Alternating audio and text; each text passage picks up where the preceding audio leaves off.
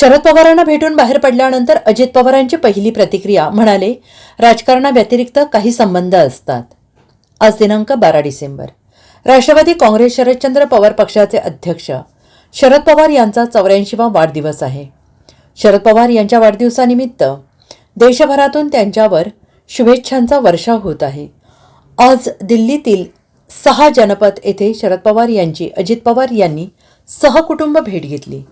शरद पवारांच्या भेटीनंतर अजित पवारांनी पहिली प्रतिक्रिया दिली आहे. अजित पवार म्हणाले की आज साहेबांचा वाढदिवस आहे, उद्या काकींचा वाढदिवस आहे, त्यामुळे त्या दोघांचं दर्शन घेण्याकरिता आम्ही या ठिकाणी आलेलो होतो. त्यांचं दर्शन घेतलं, चहापाणी झालं, सर्वसाधारण गोष्टींवर आमच्या चर्चा झाल्या. परभणीला काल असं का घडलं, राज्यात इतर ठिकाणी काय सुरू आहे, अशा पद्धतीच्या आमच्या चर्चा झाल्या. आमच्या मंत्रिमंडळाचा विस्तार कधी होणार, आमचं अधिवेशन कधी आहे, अशी चर्चा झाल्याचं त्यांनी यावेळी सांगितलं. शरद पवारांच्या भेटीत काही राजकीय चर्चा झाली का असं विचारलं असता अजित पवार म्हणाले की सर्वांनाच उत्सुकता लागली, आम्ही तिघांनीच आत्तापर्यंत शपथ घेतली. बाकीच्या मंत्रिमंडळाचा विस्तार कधी होणार, 16 तारखेपासून अधिवेशन आहे, त्यावेळेस मंत्री असणे गरजेचे असते, याबाबत आमची चर्चा झाली आहे. राजकारणात टीकाटिप्पणी होत असते, पण राजकारणाव्यतिरिक्त काही संबंध असतात.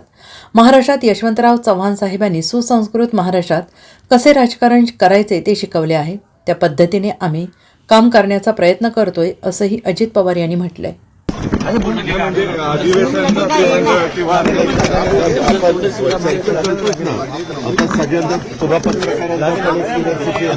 महाराष्ट्राचं आम्ही 3 जण, एक मुख्यमंत्री 2 उपमुख्यमंत्री झाले. बाकीचं मंत्रिमंडळ 40 लोकांचं कधी होणार, कारण 16 तारखेपासून अधिवेशन आहे. अधिवेशनामध्ये 3 आहेत, अधिवेशनामध्ये इतर कामकाज असतं, त्यावेळेस त्याची उत्तरं देण्याच्या करता त्या डिपार्टमेंटचे संबंधित मंत्री असण्याची गरज असते. बहुतेक 14 तारखेला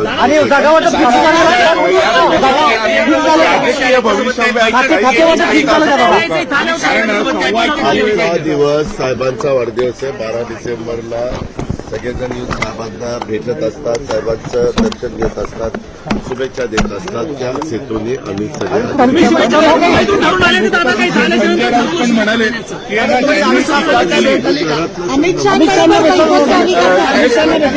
अमित शहा मी आता बी त्यांना भेटायला जाणार. त्यांनी टीका केली, माझं काम त्यांनी टीका केली, ते आज भेटायला आले तर आम्ही शुभेच्छा राजकारणामध्ये टीकाटिप्पणी काही वेगळे पण संबंध असतात ना, बरोबर, टीका सगळी असते.